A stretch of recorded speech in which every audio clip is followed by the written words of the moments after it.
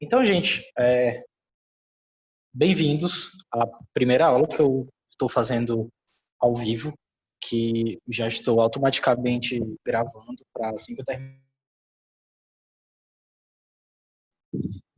E essa aula é uma continuação direta da passada, em que eu falei sobre, foi a primeira aula desse segundo módulo, em que eu falei de classificações e as principais diferenças entre uma célula procariótica e uma eucariótica, a relevância evolutivo do processo de compartimentalização, por causa da célula eucariótica e tudo mais.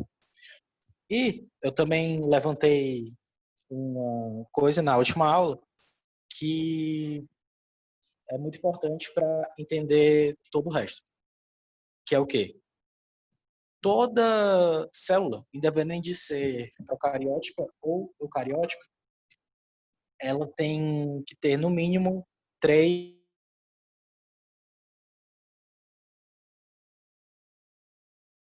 que é um envoltório que encerra a célula e separa um meio interno de composição química X de um meio externo de composição química Y, um citoplasma, que é basicamente o meio interno da célula, onde estão alojados todos os constituintes de uma célula, e o material genético, em que esse material genético ele pode estar tanto disperso no citoplasma, numa região que a gente chama de nucleóide, como é o caso dos procariotos, ou ele pode estar encerrado no compartimento com membrana, que é o núcleo, que está presente em todos os eucariotos.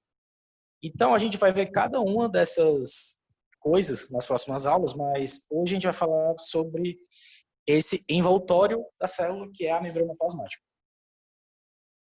Então, primeiramente, o que é a membrana plasmática, né?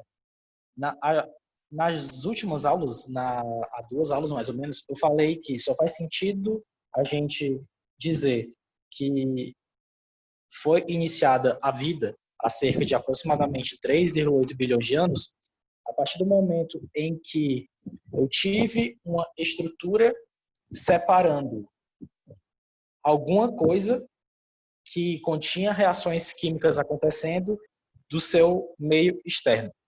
Então, a partir do momento em que eu consegui proteger, em que eu consegui encerrar como externo de composição química completamente diferente do meio externo, a partir desse momento a gente pode dizer que houve início o primeiro ancestral que viria a ser uma célula. Então, esse envoltório nada mais é do que a membrana plasmática. Quando a gente observa uma célula, isso aqui são as imagens que eu mostrei na última aula, quando a gente observa essa célula, a gente vê que tem uma série de estruturas nela, e deixa eu riscar aqui para vocês verem. Quando a gente vê essas células aqui, é uma célula eucariótica animal tradicional. E quando a gente observa essa região que circunda a célula,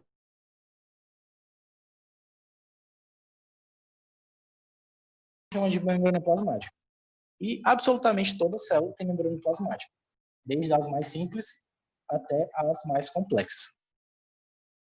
Toda célula tem membrana plasmática, não esqueçam disso.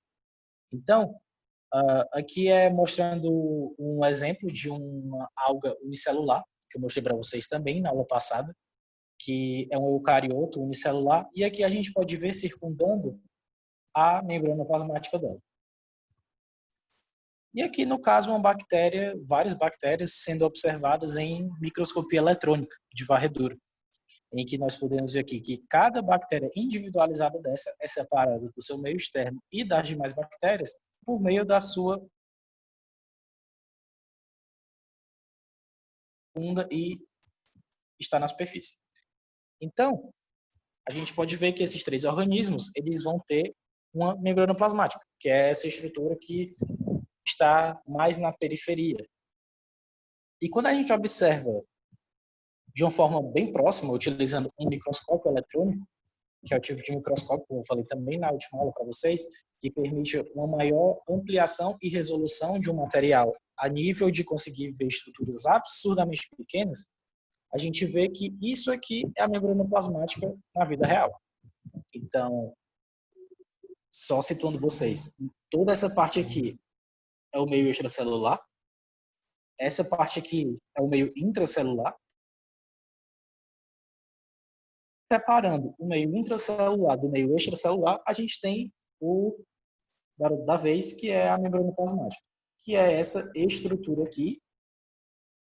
Vocês podem ver que é bem fina, que ela é formada por duas camadazinhas, se vocês observarem bem de perto.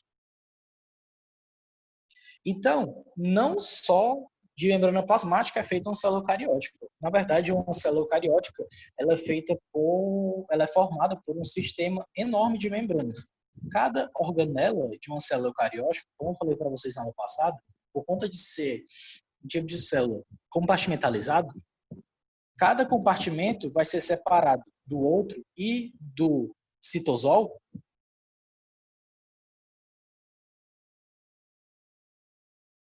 que é o complexo de Golgi, que é separado do resto da célula por meio de uma membrana, que individualiza esse compartimento e faz com que ele tenha reações químicas com enzimas absolutamente adaptadas a esse tipo de compartimento que não tem em outros compartimentos, como, por exemplo, os lisossomos, se a gente fosse observar.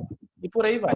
Então, toda organela, na verdade, ela é envolta por membrana, bem parecido com a membrana plasmática. Eu poderia, inclusive, dar o nome dessa aula de membranas biológicas, mas vamos se ater principalmente aqui à membrana plasmática. Quando a gente estiver falando de organelas, eu vou...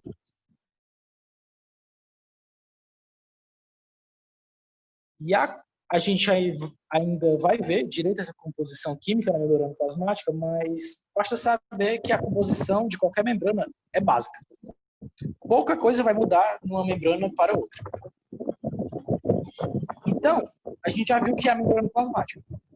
Resta saber como ela é feita, qual é a composição química dela. E aí vocês vão lembrar de todos aqueles conceitos que a gente viu em bioquímica no primeiro módulo.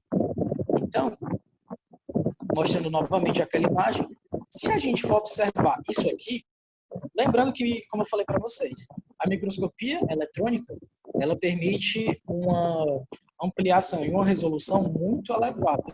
Entretanto, não existem outros tipos de técnicas que permitem a gente já observar moléculas, mas que a conversa é para outro tópico. Então, se a gente der um zoom aqui nessa membrana, qual é a constituição química dela? A gente vai ver que a constituição química básica de uma membrana plasmática, ou de qualquer membrana biológica, é isso aqui. Moléculas lipídicas que a gente falou lá na terceira aula, que são os fosfolipídios. Então, a constituição básica de qualquer membrana biológica é uma predominância de fosfolipídios. Não tem só fosfolipídio, vou já falar disso, mas a principal molécula presente na membrana plasmática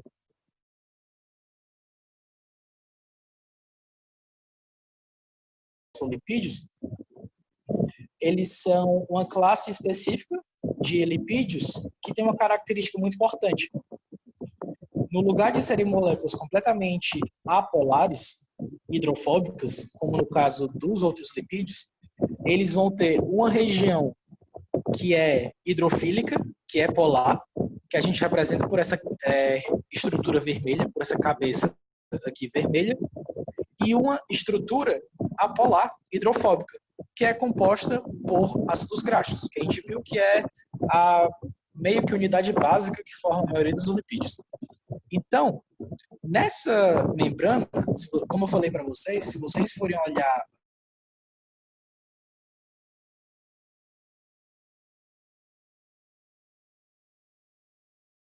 esse sanduíche é como se o pão de cima fosse essa parte aqui, onde eu estou sinalizando, e o pão de baixo fosse essa parte vermelha aqui de baixo que eu estou sinalizando.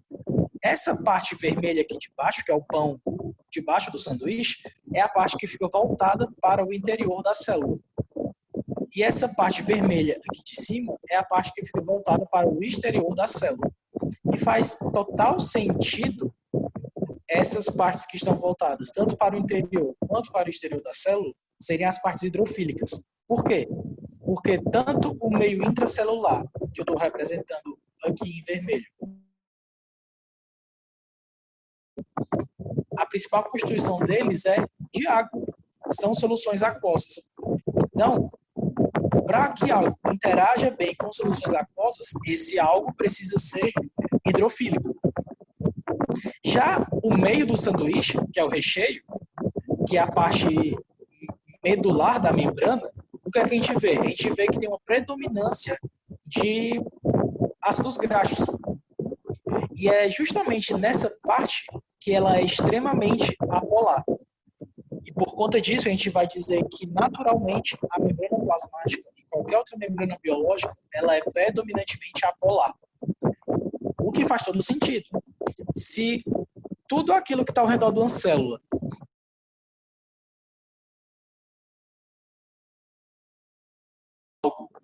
que é principalmente solução aquosa, de outro algo que também é solução aquosa, ou seja, meio intracelular de um meio extracelular, eu tenho que separar isso por meio de uma certa parede, uma certa estrutura que seja a palavra me faltou agora, mas que essa estrutura não seja miscível com a água. Então, essa camada formada de ácidos graxos, a membrana plasmática, ela é extremamente importante para que separe um meio interno de um meio externo. E está intrinsecamente relacionado com as funções da membrana que eu vou falar daqui a pouco. Então, os principais fosfolipídios que formam a membrana, os principais tipos, cuja principal característica deles é serem moléculas anfipáticas ou anfifílicas. Que significa o quê? Que eles têm uma porção polar, que está em contato com a água, e uma porção apolar, que está em contato com as outras porções apolares dos outros fosfolipídios também. Então, em virtude dessa camada básica, desse sanduíche formado por fosfolipídios, a gente diz que a composição básica de uma membrana plasmática é uma bicamada fosfolipídica. Por que uma bicamada? Lembrem do sanduíche.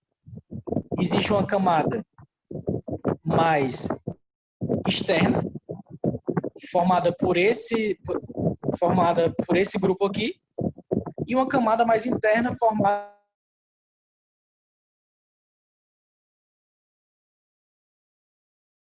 Então, aqui é para relembrar para vocês a estrutura dos fosfolipídios, que eles vão ter um grupo polar, na porção mais apical deles, e um grupo apolar. O grupo apolar ele vai ser sempre formado por cadeias de ácidos graxos, que, como vocês podem ver aqui, se a gente observa a estrutura química de uma cadeia de ácido graxo, a gente vê vários grupos metileno em ligação covalente um com o outro. CH3, CH2, CH2, CH2, CH2. Isso é altamente apolar. Isso aqui é uma das cadeias de ácido graxo. Isso aqui é outra das cadeias de ácido graxo.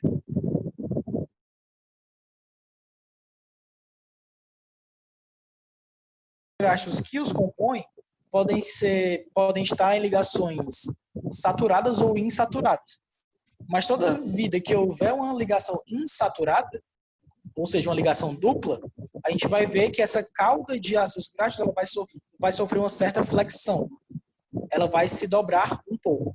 Isso tem muita importância, eu vou falar daqui a pouco a relevância biológica disso. Isso é o grupo apolar dos fosfolipídios, ou seja, duas cadeias de ácidos graxos, que é o que interage com as outras cadeias de ácidos graxos, dos fosfolipídios da outra camada. Já na porção polar do fosfolipídio, a gente vê que tem uma grande diversidade de grupos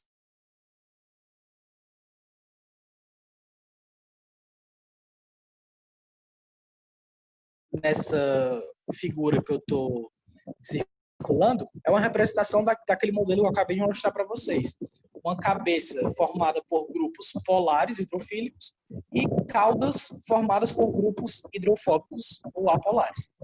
Então, essa cauda eu já mostrei para vocês. Agora, quando a gente vê essa cabeça formada por grupos hidrofílicos, a gente pode ver aqui, ó. Isso, no caso, é a fosfatidilcolina. É um tipo de fosfolipídio que formam as membranas. Esse grupo aqui é o glicerol, marcado em salmão. Ele está numa ligação com o fosfato.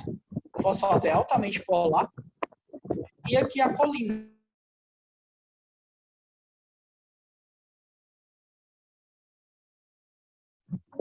Então, enquanto a porção apolar dos fosfolipídios vai ser sempre formada por cadeias de ácidos graxos, basicamente, a porção polar pode variar um pouco, mas o que importa no final das contas é que ela sempre vai interagir com as partes onde tem uma maior abundância de água. Só que uma membrana plasmática ela não é formada apenas por fosfolipídios. Os fosfolipídios eles constituem o tecido básico da membrana plasmática. Mas quando a gente vai observar a membrana como um todo, ela é formada por diversas outras moléculas, em que a gente pode destacar principalmente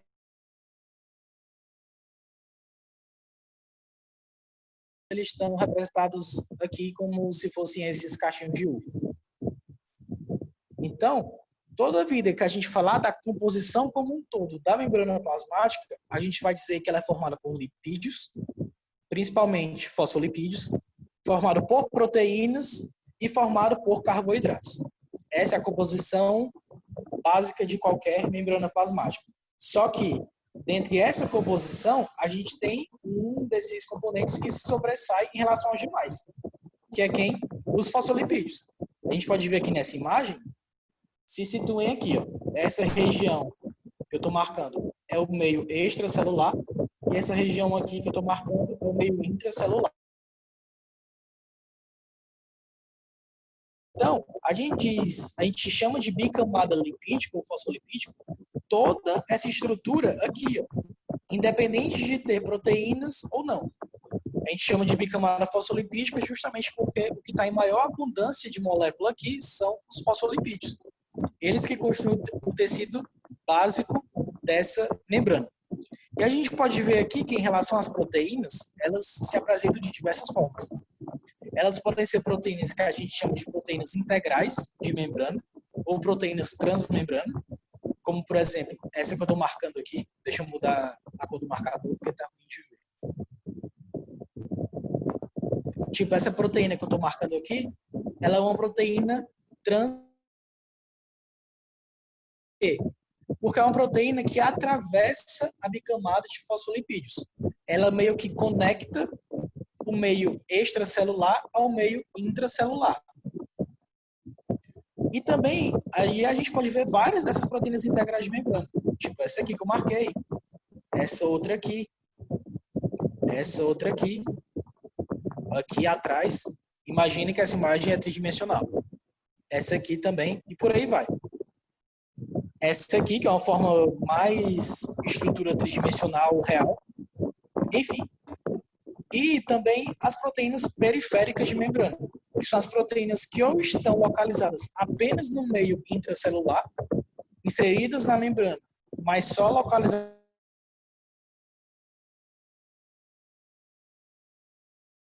ou localizada apenas no meio extracelular. São as que a gente chama de proteínas periféricas de membrana. E aqui estão os carboidratos, que eu vou falar extensivamente para vocês daqui a pouco. Mas os carboidratos, eles nunca vão estar sozinhos. Ou eles vão estar associados a lipídios, ou eles vão estar associados a proteínas. Então, essa é a composição básica de qualquer membrana plasmática. Mas ok, falei o que é a membrana plasmática, os constituintes básicos dela. Entretanto, quais as funções desempenhadas pela membrana plasmática? As mais diversas possíveis, em que principalmente a que a gente destaca é a função de transporte. Que é de ter uma permeabilidade seletiva. Significando o quê? Que a membrana, ela permite passar certos tipos de moléculas ou do meio extra para o intracelular ou o oposto, ou também ela impede a passagem de substâncias do meio intracelular para o meio extracelular ou vice-versa. Então, ela regula o fluxo de moléculas do que está fora da célula e do que está dentro da célula. E além disso, ela tem algumas outras funções que eu vou falar daqui a pouco, mas a principal função da membrana é justamente essa: regular os tipos de moléculas que entram e saem de uma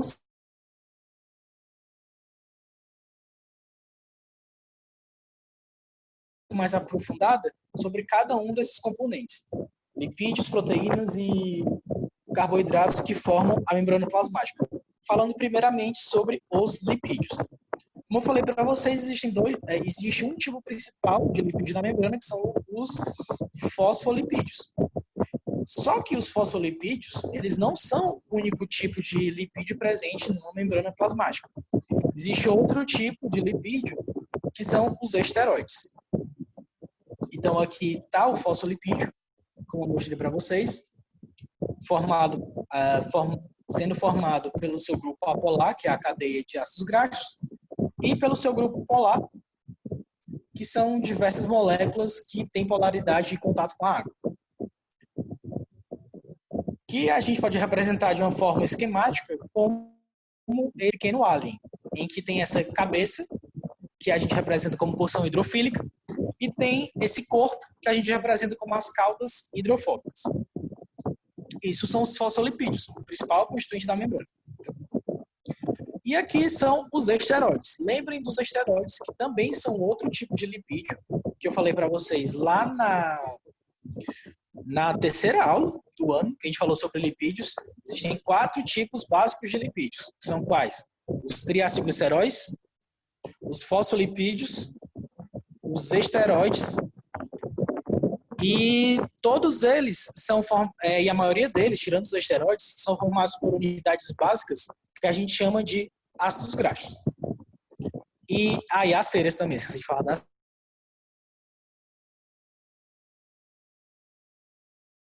ceras, quanto os fosfolipídios, quanto os triacilgliceróis, eles são formados por unidades básicas que são unidas a outras moléculas também, que são os ácidos graxos. Então, aqui é mostrando para vocês um esteroide, que no caso das células animais é o colesterol. Lembrem o seguinte: a grande maioria dos organismos, se não todos, contém esteroides porque eles são extremamente importantes para a vida dos organismos. Entretanto, colesterol só quem tem são animais. E assim como as plantas, elas têm um tipo de esteroide que não é o colesterol, que é o estigmasterol. Assim como os fungos também têm, que é o ergosterol. E por aí vai. Cada tipo de organismo tem um esteroide específico. Aqui é o colesterol, que é o esteroide específico dos animais. Lembrem aqui da estrutura do colesterol. Esses 4 anéis fusionados e que podem estar em associação, no caso aqui da membrana plasmática, com uma pequena cauda de hidrocarbonetos, ou seja, uma estrutura altamente apolar. Mas, só para dizer que o esterol não é completamente apolar, ele tem um pequeno grupo hidroxila aqui na ponta dele, que é a única porção polar do esteroide. Então, esses são os 2 tipos de lipídio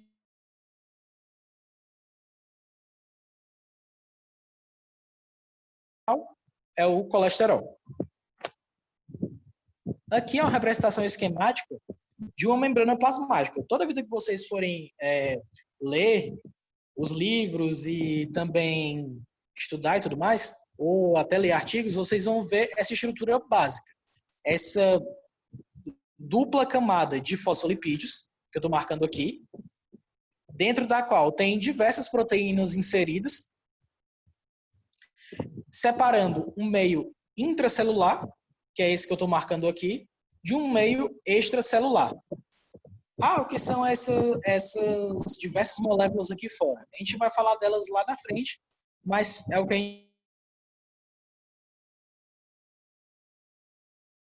estrutura básica que vai acompanhar vocês para o resto da vida, que é a membrana plasmática. E tentem sempre imaginar ela como uma estrutura tridimensional. Beleza. A gente já falou sobre a composição lipídica da membrana. Agora vamos falar sobre a composição proteica. Então, como eu disse para vocês, nem só de lipídios é feita uma membrana. Na verdade, a maior parte das funções de uma membrana é desempenhada pelas proteínas nela. Embora o tecido básico que constitui uma membrana plasmática seja de lipídios, principalmente fosfolipídios, a principal parte das funções desempenhadas por uma membrana é característica das proteínas. A falar mais sobre função na próxima aula. Então aqui é só para deixar claro como as proteínas elas interagem bioquimicamente no eixo da membrana. Então aqui a gente tem o meio extracelular, que é abundante em água, e o meio intracelular, que também é abundante em água. Logo, as moléculas que estão interagindo mais na linha de frente com esse meio devem ser polares, que é o caso das cabeças hidrofílicas dos fosfolipídios, aqui no meio intracelular e aqui no meio extracelular. Beleza. Mas as proteínas, elas se inserem entre esse tecido de fosfolipídios. Então, está aqui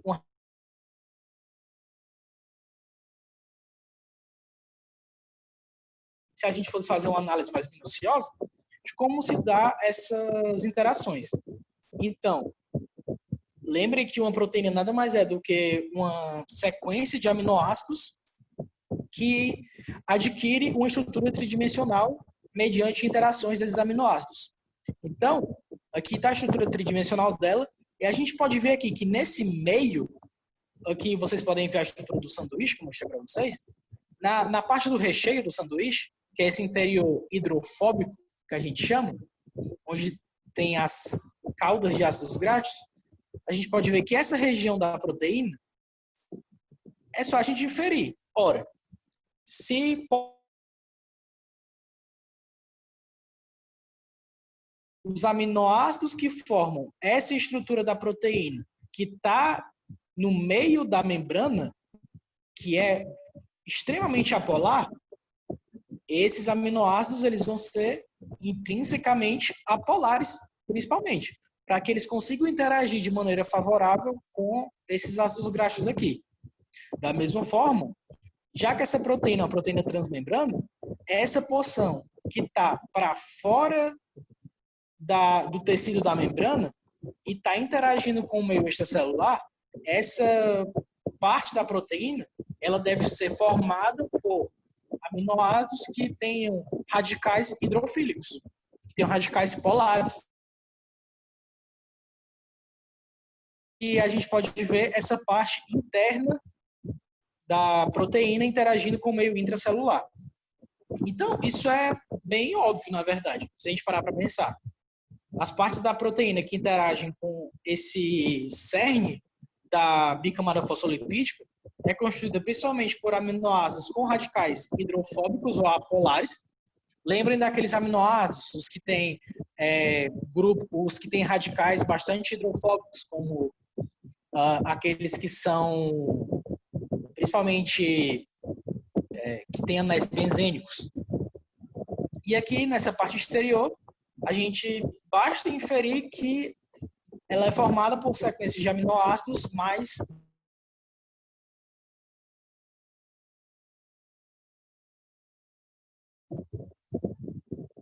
então, eu vou mostrar para vocês agora, já que a gente falou dessa parte estrutural, só para lembrar para vocês dessa parte bioquímica, a gente agora vai falar de algumas funções que as proteínas de membrana podem desempenhar.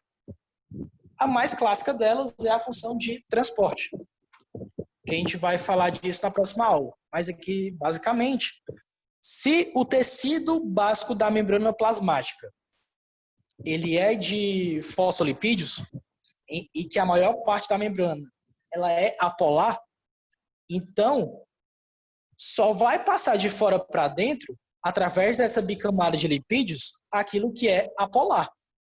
Então, moléculas polares não interagem com apolar. Dessa forma, uma alternativa que a célula encontra para conseguir captar moléculas polares do meio de fora para dentro é por meio de proteínas que realizam transporte. Então, essas proteínas, como aquelas proteínas integrais de membrana, como eu mostrei para vocês, elas podem criar canais hidrofílicos nesse tecido da membrana que permite a passagem de moléculas polares ou outros tipos de moléculas que não interagem bem com a bicamada de lipídios e que essas moléculas passam para dentro da célula, como vocês podem ver aqui nessa imagem. Outro exemplo é a atividade enzimática. Existem proteínas de membrana que são a transformação de sinais. O que é essa transformação de sinais? Por exemplo, quando um determinado hormônio ele é liberado na corrente sanguínea e ele chega até um determinado alvo, esse alvo nada mais é do que uma proteína de membrana que a gente chama de proteína receptora.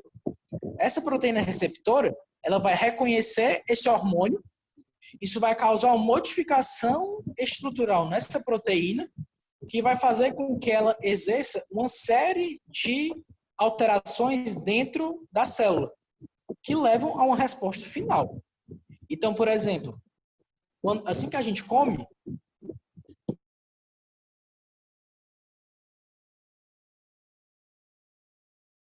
o aumento da concentração de carboidratos no sangue vai servir como sinal para levar o pâncreas a secretar um hormônio chamado de insulina.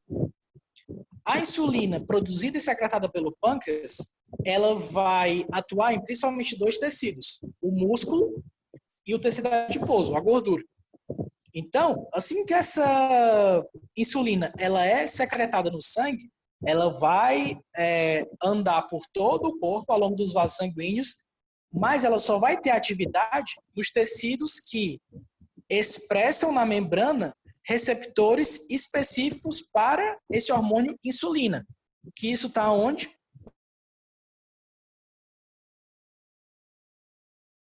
A insulina ela é reconhecida pelo seu receptor, isso faz com que uma série de sinais, uma série de reações bioquímicas aconteça dentro da célula para que leve a um efeito final, que no caso é o quê? Para que esses tecidos consigam absorver essa glicose que está no sangue. E assim a concentração de glicose no nosso sangue diminui. E isso vai servir para absolutamente qualquer tipo de hormônio.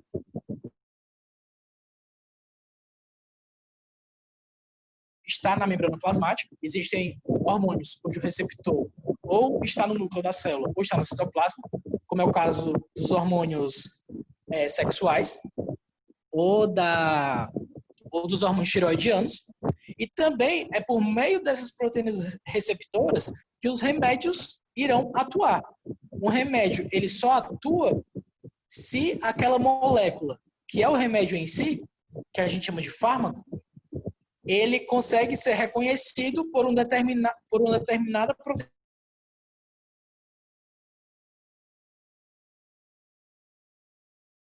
E também essas proteínas de membrana, elas vão ter uma importante função no reconhecimento célula-célula, principalmente as glicoproteínas, que são proteínas que têm carboidratos ligados covalentemente à porção mais apical delas, que a gente vai ver isso daqui a pouco.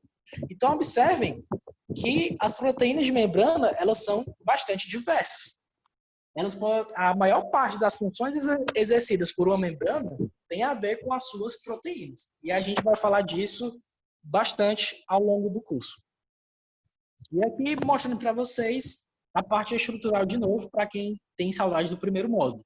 Então, se a gente observa aqui no recheio do sanduíche, que é a parte da bicamada lipídica, onde tem os ácidos graxos, a gente vê que os aminoácidos dessa determinada proteína transmembrana que interagem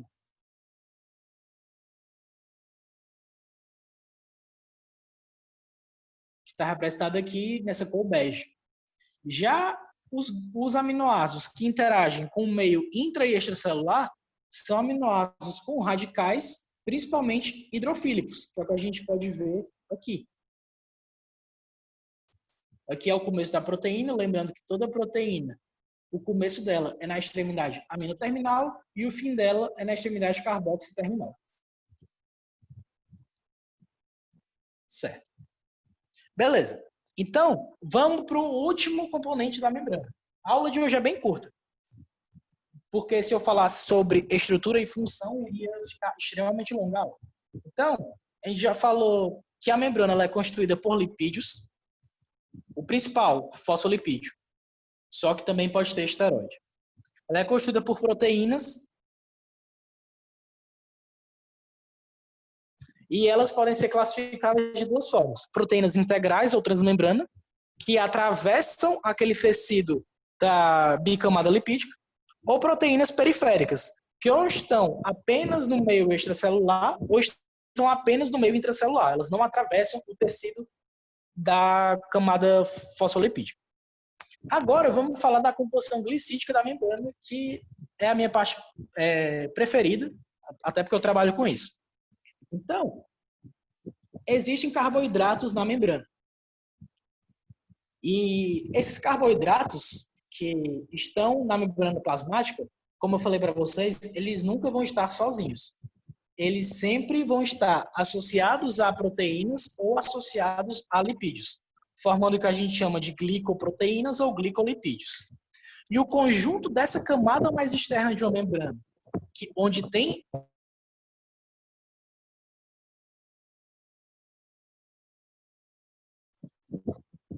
Então tá aqui. Toda vida que vocês observarem uma representação esquemática de uma membrana plasmática, na figurinha de um livro e tudo mais, os carboidratos vocês vão ver que eles vão sempre estar interagindo ou com lipídios, formando glicolipídios, ou com proteínas, formando glicoproteínas.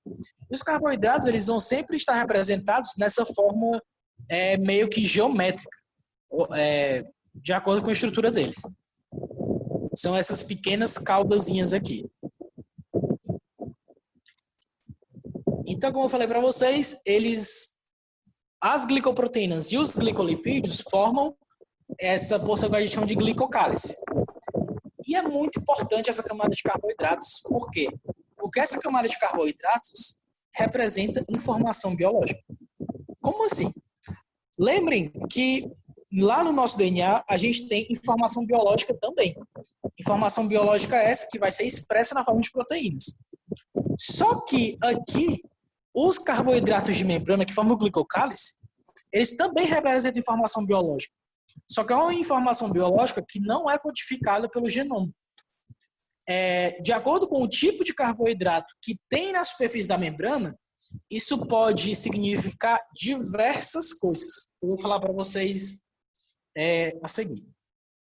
Então, a principal função do glicocálice, quando a gente para observar, está no reconhecimento entre a célula e uma molécula externa ou entre uma célula e outra célula. Então, esse glicocálice, essa camada, são importantes sítios de reconhecimento, ou para moléculas ou para outras células em processo de comunicação. E isso é extremamente importante na evolução dos organismos multicelulares. A forma como as células, para formar tecidos, se agrupam, isso tem a ver com especializações de membrana e também tem a ver com o glicocálice. Certos tipos de glicocálice representam determinados tipos de tecido. E a partir daí, as células podem se agrupar em determinadas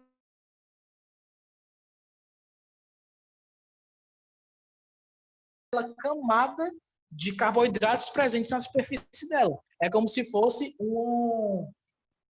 como é aquele negócio que a gente usa em empresa para ser identificado? Etiqueta. É como se fosse uma etiqueta, como se fosse um passe, dizendo o que é que ela é, para ser reconhecida. Crachá. Exatamente, crachá. Não é etiqueta, é crachá. É como se fosse um crachá da célula. Então, de diferentes tipos de tecidos, e diferentes tipos de células, e diferentes tipos de organismos, têm glicocálices característicos, em que eles vão ter uma constituição de carboidratos X, que outro tecido tem uma constituição de carboidratos Y. Então, muitos desses carboidratos de membrana, eles servem como marcadores moleculares que vão diferenciar um tipo celular de outro. Nesse caso, servem tipo como etiquetas. Me dá um exemplo. eu posso dar vários, mas o mais comum é, por exemplo, o tipo sanguíneo. Quando a gente observa os diferentes tipos sanguíneos, A, B, AB e 0, o tipo sanguíneo A significa o quê? Que na membrana dos eritrócitos existe uma glicoproteína que ela é uma glicoproteína característica que a gente chama de aglutinina do tipo A, que em eritrócitos, células sanguíneas que tem esse tipo sanguíneo A. Então, o tipo sanguíneo A tem uma glicoproteína específica que não tem no tipo sanguíneo B, por exemplo. Então, no tipo sanguíneo B, a glicoproteína característica de membrana dessas hemácias é a glicoproteína que a gente chama de glicoproteína B. Já nos indivíduos que têm tipo sanguíneo AB, eles vão expressar essas duas glicoproteínas, tanto a glicoproteína do tipo A quanto a glicoproteína do tipo B. Que aqui vocês podem ver pelo nome, que até em genética a gente vê isso, que são os aglutinógenos ou são os aglutinógenos. E aqui está o tipo sanguíneo 0 ou tipo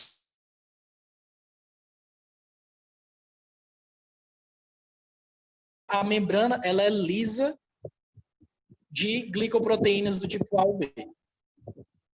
E aqui, se a gente for observar, deixa eu passar aqui um borracho. Se a gente for observar em microscopia eletrônica, com um determinado marcador que consegue fazer com que esses carboidratos de membrana fiquem mais eletrodensos, a gente consegue ver aqui essa camada de carboidratos. Ó.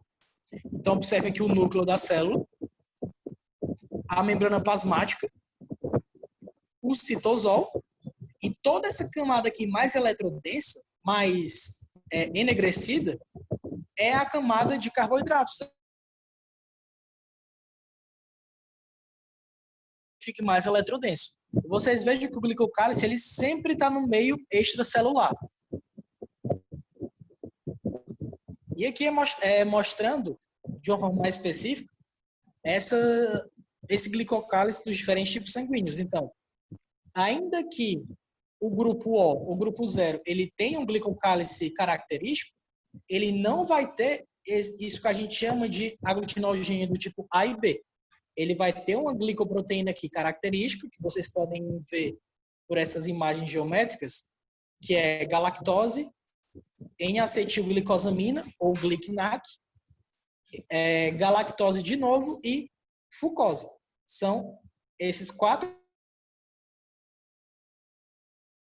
É o que forma essa glicoproteína característica do glicocálice dos indivíduos que têm tipo sanguíneo O.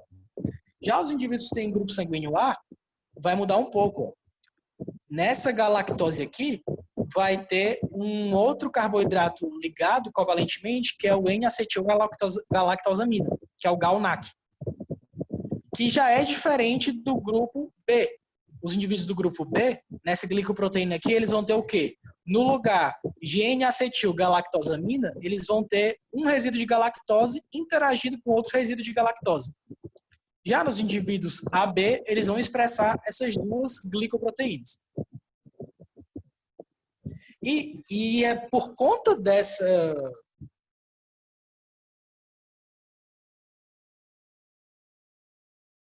rejeição dos transplantes, das transfusões sanguíneas e das rejeições de órgãos em transplantes. Então, vou mostrar aqui outras funções em que o glicocálice está envolvido. Sempre tenha em mente que a principal função do glicocálice vai ser no reconhecimento, seja entre célula a célula ou entre célula e uma outra estrutura.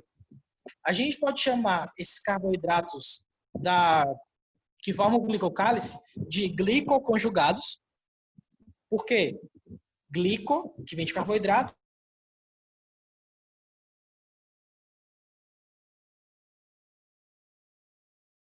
que é essa camada de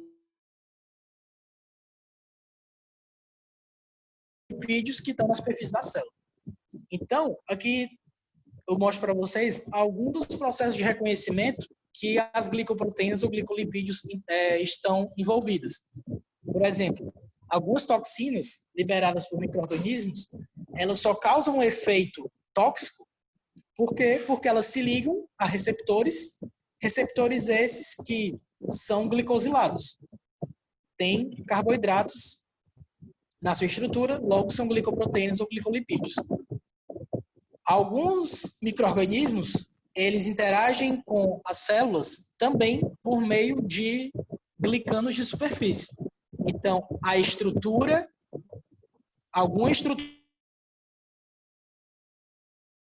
interagir com esses glicanos de superfície. Vírus, por exemplo, muitos vírus eles conseguem apenas infectar o indivíduo porque eles reconhecem esses glicanos de superfície. Por exemplo, o influenza, que é o que causa a grande maioria das gripes, o receptor dele é uma proteína, é uma glicoproteína, que o carboidrato terminal dela é o ácido ciálico. Então, o vírus influenza, ele só consegue infectar células de um determinado tecido que expressem uma glicoproteína contendo ácido ciálico. Se esse ácido ciálico não estiver presente, o vírus não infecta essa célula. Algumas enzimas também, elas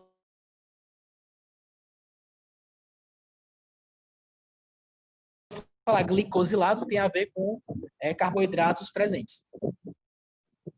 Alguns anticorpos, eles conseguem reconhecer estruturas glicosiladas também. Alguns hormônios, eles só conseguem ser reconhecidos por um determinado receptor se esse receptor, claro que não são todos, mas alguns hormônios, eles só conseguem se ligar ao receptor se esse receptor específico expressar glicanos na sua superfície. E aqui está um dos principais processos, a interação célula-célula, que, por exemplo, é essa dos micro-organismos. Quando o nosso sistema imune está combatendo alguma infecção, as células desse sistema imune precisam estar constantemente entrando em contato com outras células. E a principal forma com que elas entram em contato com outras células é por meio de carboidratos de superfície, desse glicocálice, que na célula imune é um, como vocês podem ver aqui, e na célula que ela vai interagir, que ela vai conversar, é outro. Então, é por meio desses carboidratos que as células do sistema imune conseguem reconhecer outros tipos de células, inclusive também alguns micro-organismos. E aqui estão um tipo de proteína específico, que são as proteínas que eu estudo, são as lectinas, que essas lectinas, elas são proteínas têm lectinas. E essas lectinas, elas têm inúmeras funções. No nosso caso, por exemplo, as lectinas têm função imune. A gente tem um tipo de lectina, chamada de lectina do tipo C, ligante à manose, que ela está muito envolvida em processos de reconhecimento imune e conseguir atacar patógenos que, porventura, acabam entrando no nosso organismo. E por aí vai. Então, vejo aqui que eu dei diferentes exemplos para uma função característica do glicocálice, que é o quê? Reconhecimento. Aqui outro e final exemplo da importância do glicocálice.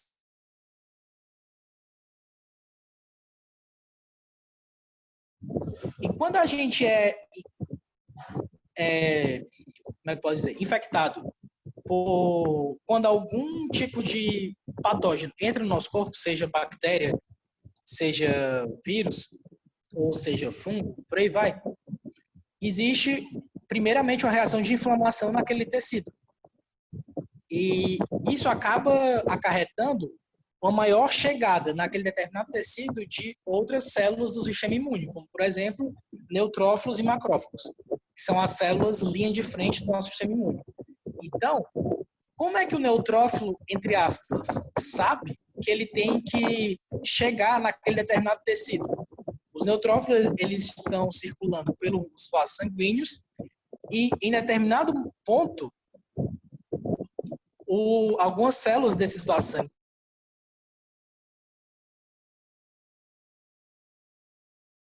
carboidratos. ou algumas proteínas que reconhecem carboidratos.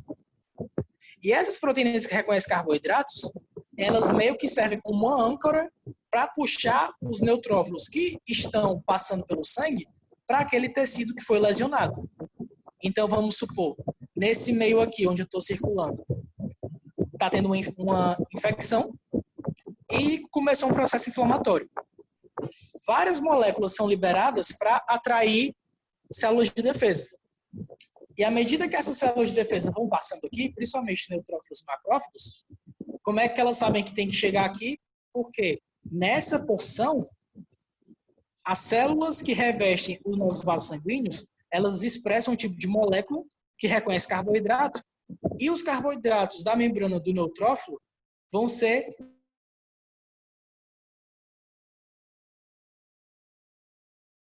ele se prende ao vaso sanguíneo.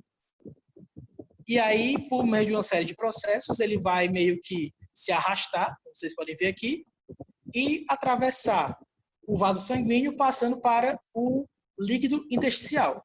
E a partir daí, ele vai e combate o patógeno.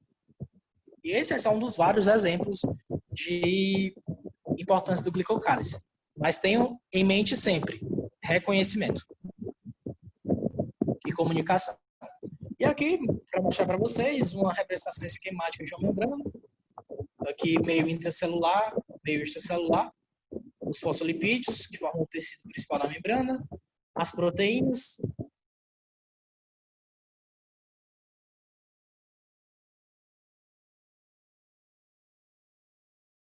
formadas pelas glicoproteínas e os glicolipídios, e por aí vai. E para finalizar, a gente tem que falar sobre algo que é chamado de modelo do mosaico fluido. Esse modelo do mosaico fluido, ele foi proposto por dois pesquisadores na década de 70, Singer e Nicholson, que eles propuseram algumas hipóteses acerca do funcionamento da membrana plasmática, que está calcado nessas duas palavras, mosaico e fluido. Então, o que significa esse modelo do mosaico fluido? Significa dizer que, primeiramente, o que é esse mosaico? A gente já viu. É um tecido formado por diversas partes diferentes. Então, eu até coloquei aqui no dicionário que é um mosaico, é uma imagem ou padrão visual criado na ilustração de pequenas peças coloridas sobre a superfície. Ou seja, um tipo de estrutura formada por diversas outras estruturas menores. Tá, o que isso tem a ver com a membrana plasmática? Ora, só vocês lembrarem, a membrana plasmática ela não é formada só por fosfolipídios, ela é formada também por proteínas e por carboidratos. Então, quando Singer e Nicholson falam acerca desse modelo do mosaico fluido, esse mosaico significa que existem proteínas que estão entre as moléculas de lipídios. Nessa época ainda não eram conhecidos os carboidratos. Então, esse mosaico nada mais é do que a membrana plasmática não é formada apenas por um tipo de molécula que são os lipídios. Além dos lipídios, existem proteínas.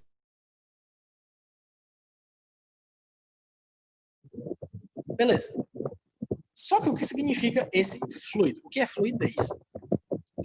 Quando eu falo fluido, o que deve vir à cabeça de vocês é principalmente água. A água é fluido.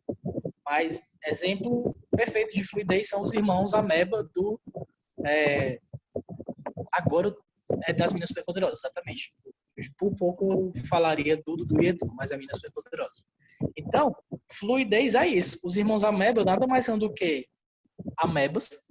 Amebas são um tipo de protozoário. Protozoários são eucariotos unicelulares. Então, vejam aqui que a membrana deles está se movimentando. E a fluidez nada mais é do que isso. A membrana plasmática da célula, ela se movimenta. Os lipídios que a formam, principalmente, eles estão constantemente se movimentando, de forma que a membrana ela vai ter esse aspecto aqui. Ela vai ser fluida, ela vai ser móvel. Entretanto, essa fluidez ela tem que ser regulada. Uma membrana, ela não pode ser extremamente fluida e ela não pode ser muito viscosa. Então, o papel da fluidez da membrana é essencial. Para que a membrana ela desempenhe as funções características dela, principalmente aquelas que eu falei para vocês, seja de transporte de substâncias, seja de reconhecimento de sinais, atividade enzimática, etc., ela tem que estar numa fluidez adequada. Nem tão viscoso e nem tão extremamente fluido.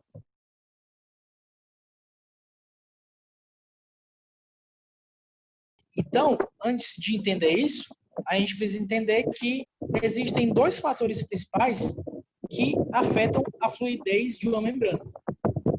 Que são quais? A temperatura e a composição de lipídios da membrana. Então, a gente já daqui a pouco vai ver como os indivíduos se adaptam a climas frios e climas quentes de acordo com a sua membrana. Mas, basicamente, o que é que a temperatura causa? Temperaturas muito altas vão causar um maior movimento de moléculas, logo, temperaturas muito altas fazem com que as membranas venham prejudicial. Já em temperaturas muito baixas, as moléculas no plano da membrana elas vão se movimentar de forma bem menor e a membrana vai tender a ficar mais viscosa, que também não pode acontecer. Então, nessas duas situações, os diferentes tipos de organismos eles vão ter estratégias adaptativas para lidar com elas, para que a membrana fique naquele meio termo, nem tão extremamente fluida e nem tão viscosa. E a forma com que elas se adaptam a isso é por meio da composição de lipídios, que vai ser alterada. Então, a temperatura e a composição de lipídios são os dois principais fatores que afetam a fluidez da membrana. Em relação à composição de lipídios, três tipos de ideias. Primeiro, o tamanho da cadeia dos ácidos graxos que formam os fosfolipídios. E isso vai ter extrema importância para a membrana ser mais fluida ou menos fluida. Mesma coisa as insaturações. Se a quantidade de insaturações ou de saturações de uma determinada membrana vai fazer com que ela também acabe sendo mais ou menos fluida. E, por fim, a presença de esteroides. Esteroides, eles acabam tornando a membrana menos fluida. Então, quanto mais esteroides na membrana, menos fluida ela fica, porque o esteroide ele vai se localizar entre dois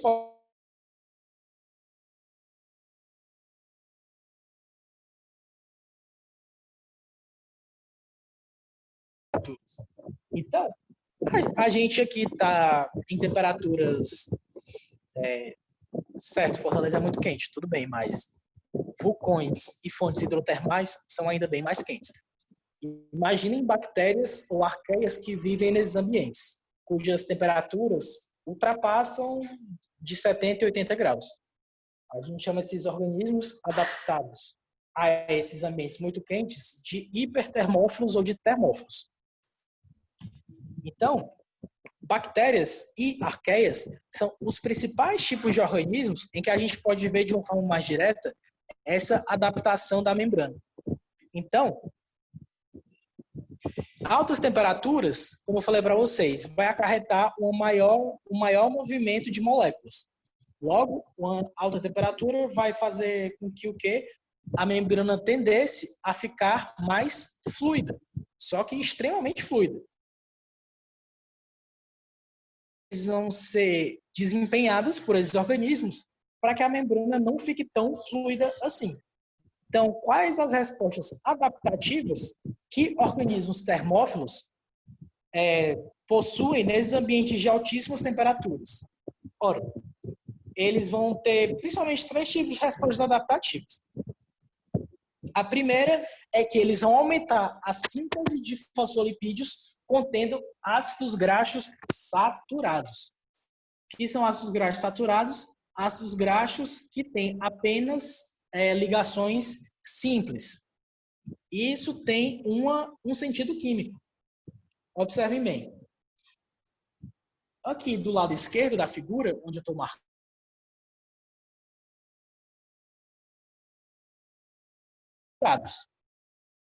Ácidos graxos saturados, eles se empacotam, eles se unem de forma bem mais fácil que ácidos graxos insaturados. Olhe aqui, a esculhambação, que é a união entre fosfolipídios contendo ácidos graxos saturados e insaturados. Dificulta a compactação entre eles, dificulta a união entre eles. Então, o que é que eu quero dizer com isso? Para ficar mais fácil vocês entenderem, imagine uma fila. Vocês estão fazendo uma fila,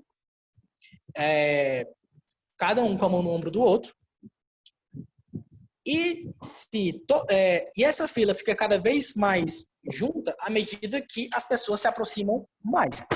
E da mesma forma, ela acaba ficando também mais lenta. E é o mesmo raciocínio para os ácidos graxos saturados. Se o indivíduo está em altas temperaturas e a membrana tende a ficar mais fluida, qual vai ser a estratégia adaptativa desse indivíduo? Tentar diminuir essa fluidez. Então, como é que ele consegue diminuir essa fluidez? Sintetizando, imobilizando mais ácidos graxos saturados para a membrana. Fosfolipídios contendo ácidos graxos saturados. Por quê? Porque como eles se compactam de forma bem mais fácil, a interação é mais forte e permite com que a membrana fique menos fluida. Da mesma forma, vocês já devem imaginar a outra síntese de fosfolipídios contendo ácidos graxos saturados vai aumentar a síntese de fosfolipídios de ácidos graxos de cadeias maiores. Por quê?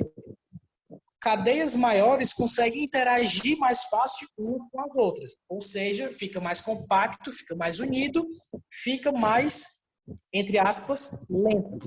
Então, fica menos fluido, porque eles vão interagir de forma melhor, porque eles estão muito juntinhos. E o terceiro papel é aumentar, para os organismos que possuem esteroides, aumentar a síntese de esteroides. Então, essas são... E por que isso?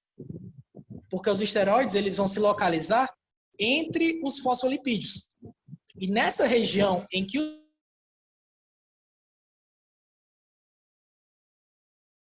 enrijecida e dificulta o movimento dos fosfolipídios. Então, faz com que a membrana tenha um aspecto menos fluido. Então, esses são os três principais fatores que organismos termófilos têm que possuir, eles têm que ter essas adaptações para conseguir sobreviver nesses ambientes. Se é um ambiente que induz a eles uma alta fluidez de membrana, eles têm que exercer respostas contra isso.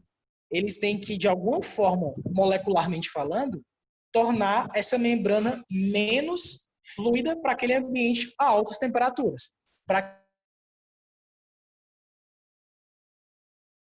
O raciocínio é o oposto para baixas temperaturas.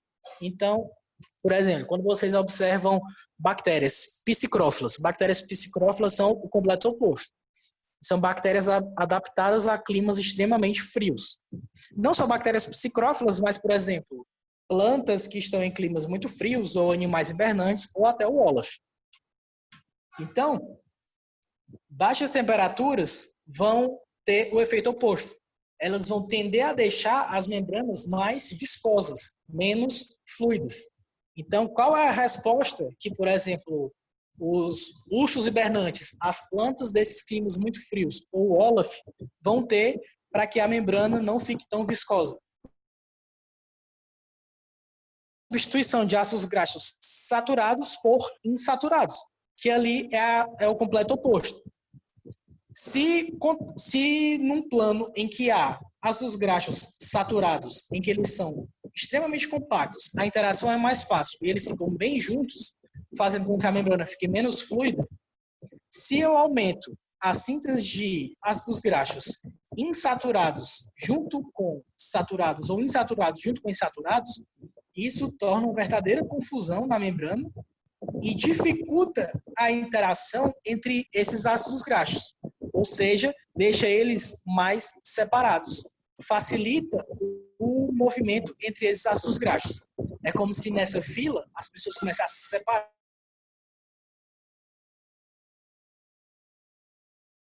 Aos poucos, as pessoas que formam essa fila iam ficar mais distantes e o movimento dessa fila ia ficar mais fácil.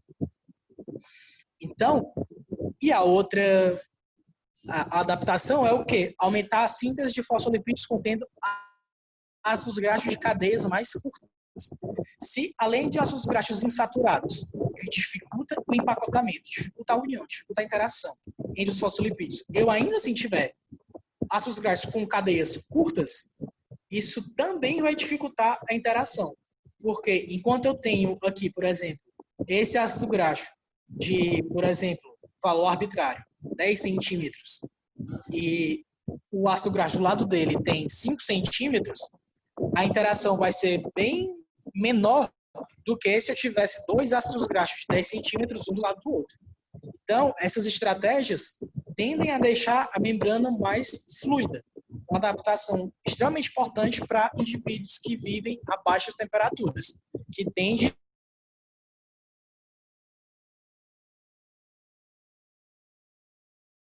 estratégias dos indivíduos tentar resistir a essa viscosidade. Ou seja, eles vão tender a deixar a membrana mais fluida. Lembrando que a membrana sempre tem que estar num meio termo de fluidez, nunca tão viscosa e nunca extremamente fluida. Então, tanto indivíduos de baixas temperaturas quanto de altas temperaturas, as membranas deles têm fluidez adequada, tem uma fluidez padrão, uma fluidez que está naquele meio termo.